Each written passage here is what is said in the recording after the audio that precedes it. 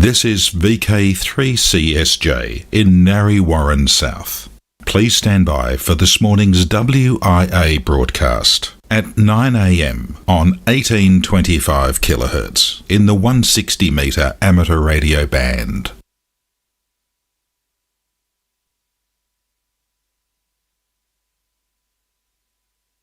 This is VK3CSJ in Narre Warren South. Please stand by for this morning's WIA broadcast at 9 a.m. on 1825 kHz in the 160 metre amateur radio band.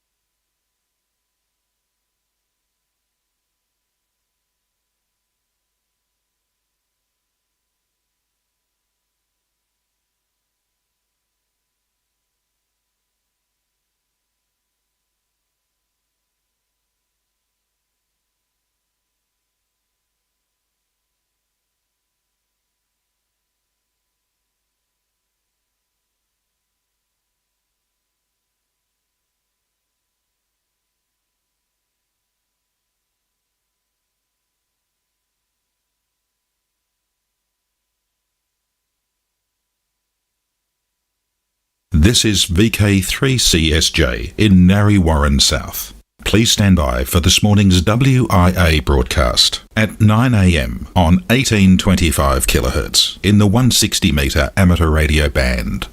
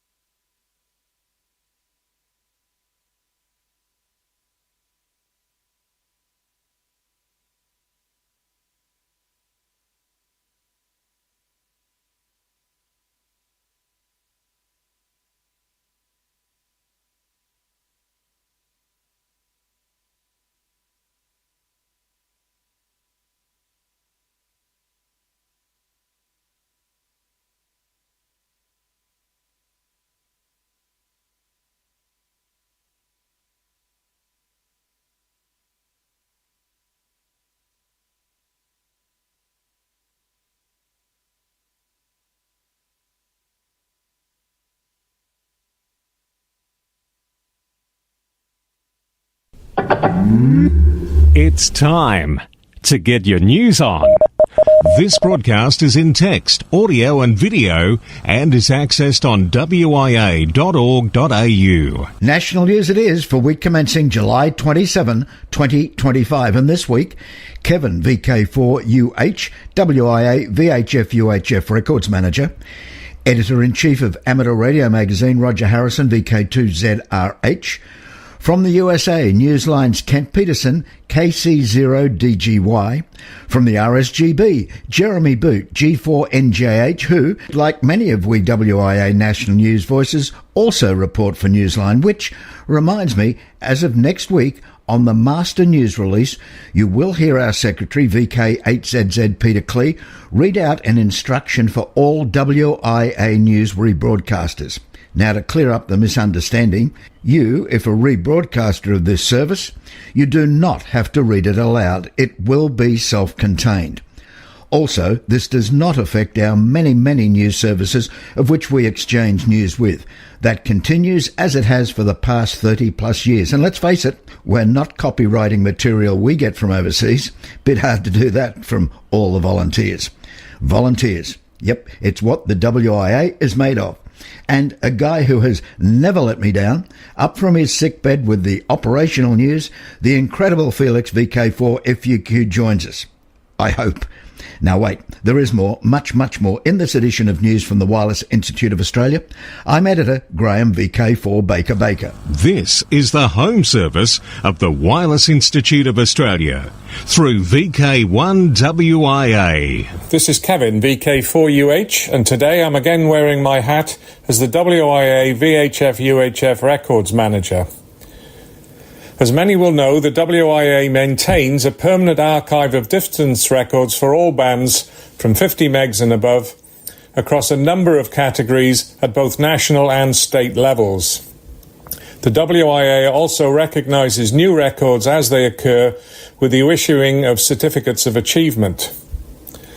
On this broadcast about a month or so ago, I reported 8 new Australian VHF and microwave distance records that had been approved by the board. And I'm delighted here today to announce an additional 5 records that have just been recognised. Of these, 3 were for contacts that extended the existing records achieved only a month earlier, and 1 for a record that had only stood for 24 hours.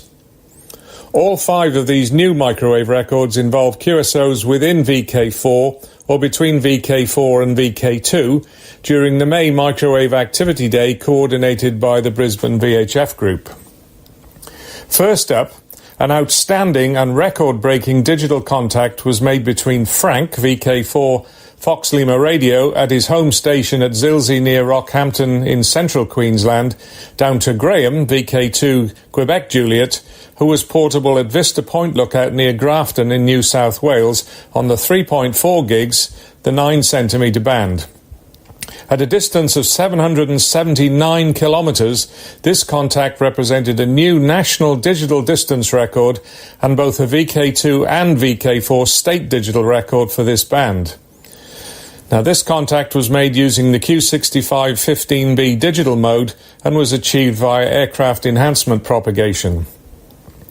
During the same microwave activity day, Scott, VK4 Charlie Zulu, who was portable at the Cameroon Lookout in the Border Ranges National Park, just north of the VK2-VK4 border, completed a digital contact on 5.7 gigs, our 6 centimetre band, with Roland, VK4 Foxtrot Bravo, operating portable at the Barolin Lookout near Bundaberg in central Queensland. This contact was again made using the Q6515B mode and tropospheric scatter propagation. At a distance of 369 kilometres, this contact represented a new VK4 state digital record for the 6 centimetre band. On the following day, this 5.7 gig record was extended again by a contact between John, VK4 Mike Juliet Fox, at his home station on Bribie Island near Brisbane in southeast Queensland, up to Kevin, VK4 Uniform Hotel, who was portable at Zilsey in central Queensland. Q6515B mode was again used, and the contact was achieved using aircraft scatter propagation. This contact was also outstanding because at the VK4 MJF end, only 3 watts was being transmitted from a barefoot transverter and a simple grid pack antenna. The VK4 state digital record on 9 centimetres was extended by 113 kilometres and now stands at 482 kilometres. Full details of the WIA VHF UHF records program and information on how to lodge a new claim are available on the WIA website. The direct email address for lodging new record claims is available in the text version of this news item and on the website. Congratulations to all the record achievers and to all those involved in these activity days, proving again that long-distance microwave propagation is not just a summer season phenomenon. This is Kevin, VK4UH, VHF UHF Records Manager for the WI, and remember that records are made to be broken, and that's the point. Across Australia, from VK1WIA, you're tuned to the WIA National News Service. In southeast New South Wales, it can be heard from the following locations on the linked repeater system: Bega on 146.750, Cooma 147.375, and northeastern Victoria on 146.625 from 0900 local time every Sunday. I'm Angelo, VK2NWT. Good morning all. On this, the anniversary of the armistice that ended the Korean War in 1953. This is Editor-in-Chief of Amateur Radio Magazine, Roger Harrison, VK2ZRH, with more about Issue 4, now coursing its way through the postal system and across the shelves of selected newsagents throughout Australia. Having marshalled all those articles on the subject of antennas and earths, it would have been remiss of me to leave out something to use them. So, I reviewed a rig that's new to the Australian market, bearing a maker's name scarcely known here too. It's a 28 meg band rig by Ilunce, AILUNCE, boasting full coverage of the 10 metre band, 35 watts output, and 4 modes to choose from, being SSB, CW, AM and FM. As a first rig, or just a fun rig, it certainly gives bang for the buck. A neat companion for the 28 meg vertical antenna featured on the front cover and reviewed inside. With propagation benefiting from the current high solar activity, the 28 meg band can be fun territory.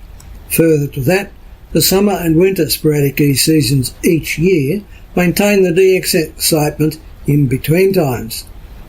Dr. George Galanis, VK3EIP, completes his article on what happens after you hit push to talk, explaining how we generate electromagnetic waves when using our rigs and antennas.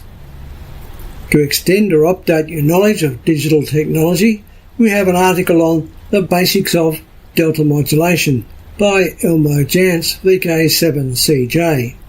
Also this issue, the Your WIA Working For You column covers the Institute's response to the International Amateur Radio Union's proposal to restructure. But wait, there's more yet. The Alara column, Below 25, Contesting, West News, the WIA DX Awards tables, and so on. More guts, less gab. Serving hams across Australia since 1933. Proudly produced and printed in Australia. I'm Roger Harrison, VK2ZRH for VK1WIA News. From here, there and everywhere, you've tuned to the Wireless Institute of Australia's National News Service. We are VK1WIA. Now with international news, Jason, VK2LAW. Hello. First up, some sad news from the International Amateur Radio Union, who has announced the passing of David Court, Echo India 3, India Oscar. David was a leading figure in international spectrum management on behalf of the amateur service, bringing decades of technical and regulatory experience to his volunteer work at the highest levels of global telecommunications governance. David served on the IARU Region 1 Executive Committee and was a key contributor to IARU's presence in the International Telecommunication Union and telecommunication organisations such as SEPT.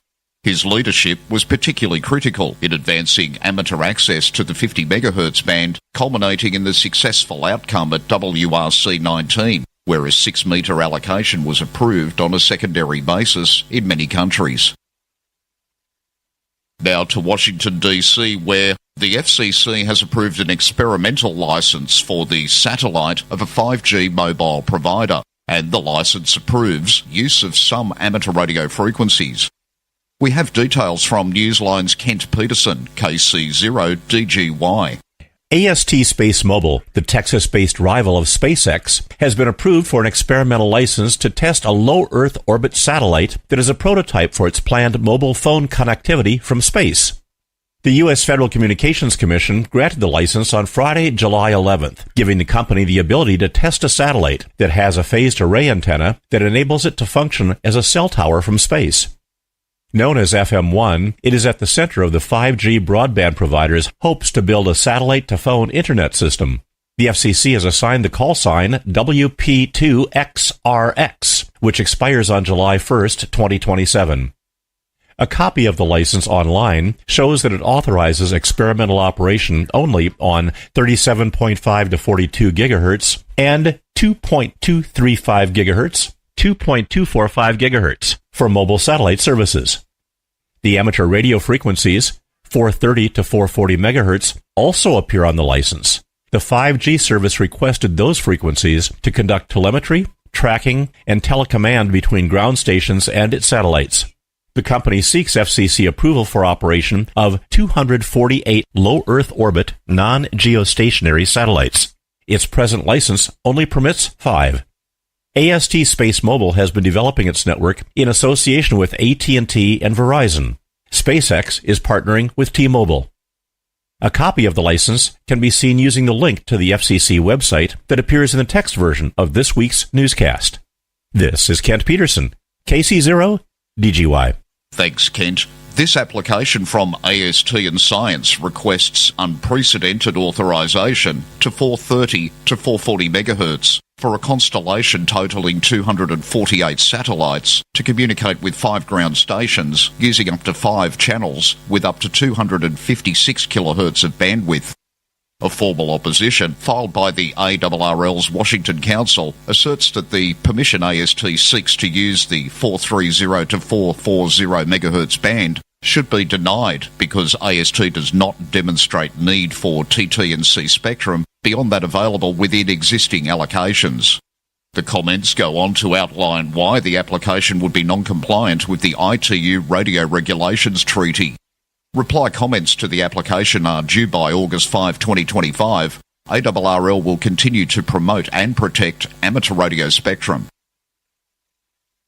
News in from Canada that the delivery of TCA has been delayed due to closure of the magazine's printing company.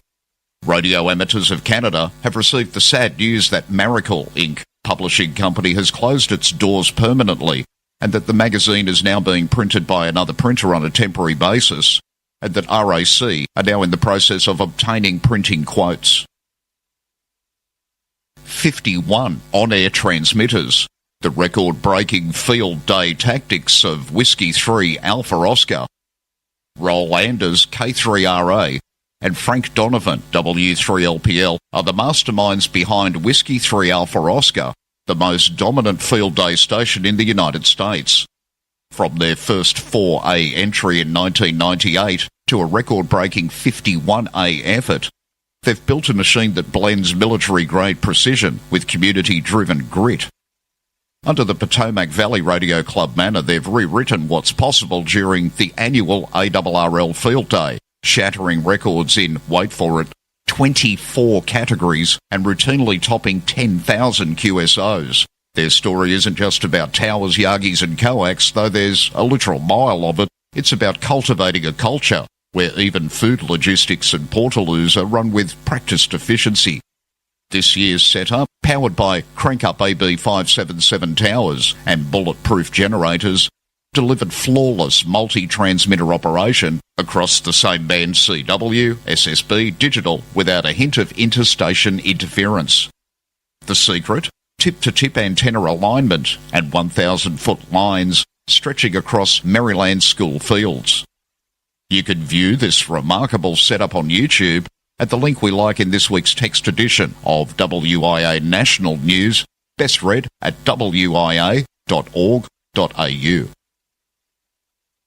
A challenge for South African amateurs. In last week's SARL news service, they pointed out that a footnote to the IARU Region 1 10 MHz band plan states, the band segment 10.120 kHz to 10.140 kHz may be used for SSB transmissions in the area of Africa south of the equator during local daylight hours. The Australian HF band plan for 10 MHz states the current band plan has telephony from 10.120 to 10.135 MHz, and VKers can use the frequencies 24 hours a day. Because of an FT8 frequency, it's recommended that 10.120 to 10.130 be used for phone. So, the challenge? Who will be the first South African amateur to make a phone QSO with an Australian amateur on 30 metres? Let's start calling them.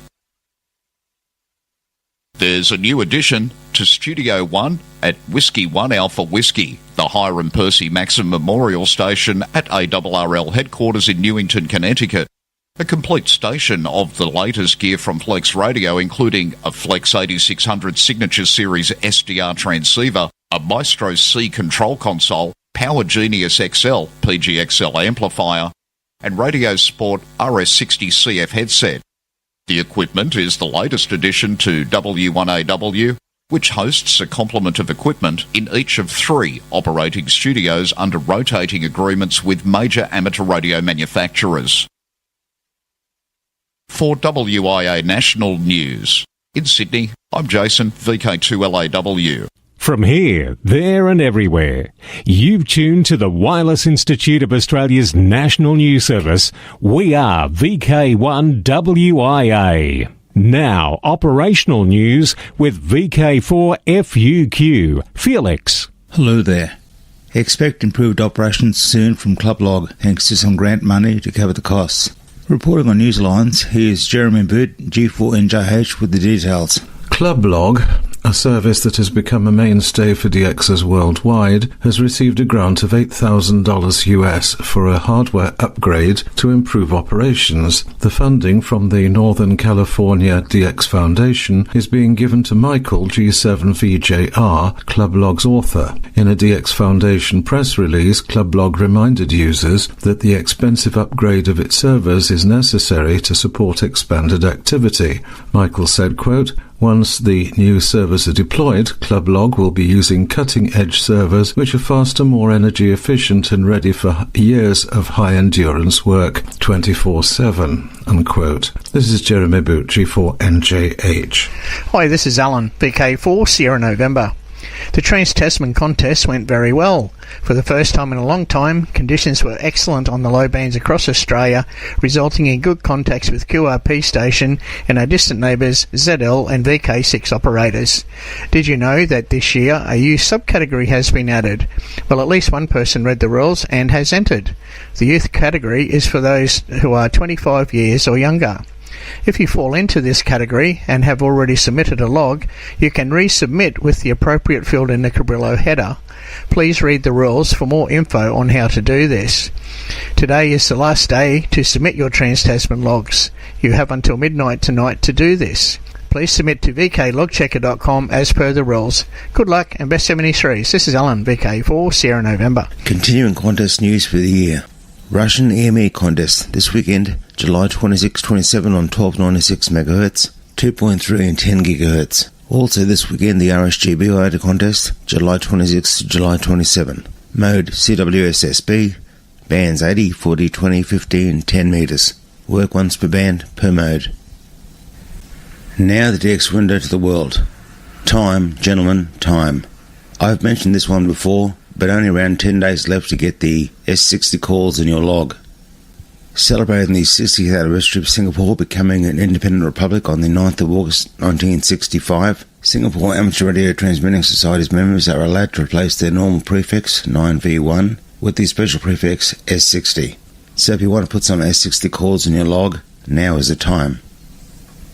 Still in the area, celebrating the 68th anniversary of Malaysia's independence, 31 August 1957, members of Terengganu DX, West Malaysia, will be active as 9M1957M between 1 August and September 30. They will operate SSB, CW and FT8 on 8 of the 10 metres. QSL Direction 9M2 RDX.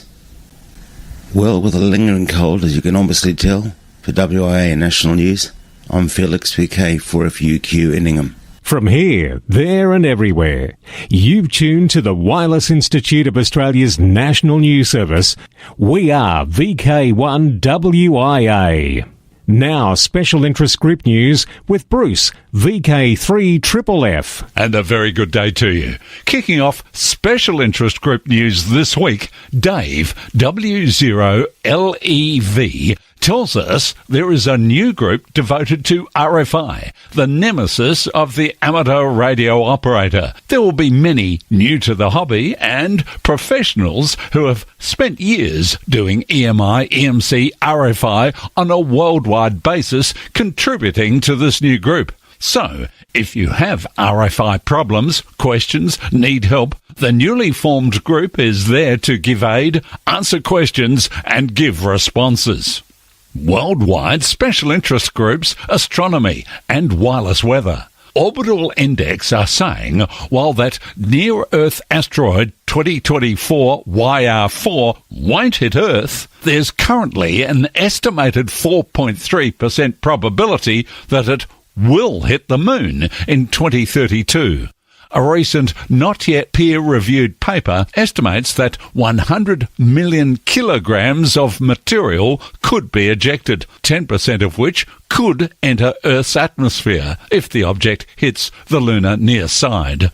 Little would reach the ground, but humanity's spacecraft in orbit would be at risk. Worldwide Special Interest Group News, Summits on the Air, Worldwide Flora-Fauna Program, Parks on the Air, and other adventure groups. Remember, the VKFF National Get-Together happens October the 24th to 27th in Canberra. CW Ops prepare to fly today with Flight of the Bumblebees event. The Adventure Radio Society is challenging CW Ops to turn down their power and get outdoors with the trees and the bees. So, here's the buzz. If you're a CW operator and enjoy QRP, 4 hours today, July the 27th, have been reserved just for you. It's the annual Flight of the Bumblebees, organised by the Adventure Radio Society, and anyone can operate from 1700 to 2100 UTC. Because the objective is for bumblebee stations to work portable and home-based stations to chase bumblebees, it promises to be quite a hive of activity. You'll know you're working a bumblebee because the operators will append /BB to their calls. Each bumblebee will be assigned their own number so that they aren't just bumbling along. This popular event has also worked well for potar hunters and SOTA chasers, but as always, there are rules to follow, and there is a necessary exchange of bumblebee numbers and other information, but always short and sweet. For details, visit the Adventure Radio Society website. The link appears in the text version of this week's WIA National News, best read at wia.org.au. DX Look, the all-in-one platform for live ham radio reception data, has introduced a significant update to its Parks on the Air POTA view, aimed at enhancing usability and improving how operators track current activations. The new release introduces a time filter, new visual toggles, and more precise display of activator and spotter locations, all designed to help users get a cleaner, real-time picture of POTA activity. The POTA view continues to support filtering by call sign, 4 or 6 character grid, park reference, band, and mode. All filters work together to create a powerful real-time view tailored to user needs. Worldwide Special Interest Groups, Final Frontier. The Register.com reports that SatDump now features software which will decode data transmitted by the Special Sensor Microwave Imager Sounder, SSMIS, onboard defense meteorological satellites. The release from SatDump comes after the US Department of Defense announced that data from the satellites would no longer be made available to the public. Lead developer and ham radio operator Alan Antwine said the US authorities were turning off the online distribution of real-time data while the satellite passes over the US stations at Wallops Island, Virginia, and Fairbanks, Alaska. Access to the latest versions of SatDump are available on GitHub. Worldwide special interest groups, Radio Amateur Young Timers, YOTA. And I'm joined again by Alec, VK2MV. Thank you, Bruce. Youth on the Air in the Americas camp has ended its run in Colorado. Jason, VK2LAW, brought us news of that and their Pico balloon activity last week here on WIA National News. Now it is time for the camp's much younger version to shine in Ohio this weekend. Youth on the Air Junior Camp USA, the younger sibling of the Youth on the Air in the Americas, has welcomed happy campers, and you can too. You can work them on the air this weekend. Youngsters under the age of 15 will be calling CQ with the special event call sign Whiskey 8 Yankee throughout the weekend. When they are not in the shack, the campers will be involved in radio-related activities similar to those at the regional YOTA camps for young people 15 through to 25. You can participate too by watching Youth on the Air YouTube channel, where videos will highlight some of their activities. Of course, getting these fellow youngsters in your log is the best way to support them. Be listening on the HF bands, especially at the following dedicated time, Sunday, the July 27th from 2000 to 2100 UTC. For WIA National News, I'm Alec, VK2MV in Sydney. Now back to you, Bruce. Thanks, Alec. A 49-year-old woman and her 9-year-old son found themselves stranded deep in the dense Stanislaus National Forest near Yosemite National Park in California, which has some 1,000 miles of hiking trails. When the pair realized they were lost, they left a trail of handwritten notes that helped their rescuers locate them. During their excursion, the 49-year-old was using a GPS unit that offered alternate routes to their destination, along with more common ones. When the GPS unit lost its signal, the mother and son were already well inside a remote area of the forest and were unable to retrace their route back out. A search and rescue team spotted the first note at around 5:40 p.m. at the intersection of a Forest Service road. The mother and son were found about another mile from the second note. Because of the dense forest and canopy in the remote location, the rescue team was unable to communicate with the command post that the pair had safely been found. Officials said they utilised amateur radio to establish communication and said after broadcasting emergency traffic on the ham radio, their call was immediately answered by a retired El Dorado County Communications supervisor who was a ham operator monitoring frequencies from his home. This ham operator then contacted the El Dorado 911 centre, which provided the information to the Search and Rescue Command Post. A bit like modern-day Hansel and Gretel and the Trail of Breadcrumbs. That item also gives an opportunity now to give a tip for when we may find ourselves misplaced. On your smartphone, record a message with your location and time, so even if your phone battery runs flat, the message can still be accessed. I'm Bruce, VK3FFF from sunny Bendigo. It certainly doesn't take long, does it, to get to the end of WIA National News each week. Just before we go, let's have a look at August and September on the social scene. In VK4, the Redcliffe Car Boot Sale, Saturday, August 30 at the Clubhouse. Also in VK4, Sunfest at Beerwah Community Hall. That's in Peachester Road, September 13. And right across VK, September 14, 4 to 5 p.m. Australian Eastern Standard Time, the WIA's affiliated clubs briefing webinar. So now till next week, I'm Graham, VK4BB. Walk softly. From Australia, this has been the Wireless Institute of Australia with the weekly news service. This broadcast is in text, audio and video and is accessed on wia.org.au. Courtesy of Bevan, VK5BD's ATV and YouTube channel, this has been WIA National News. We're back now, live and local, and your voice, your callbacks. And don't forget, tick like.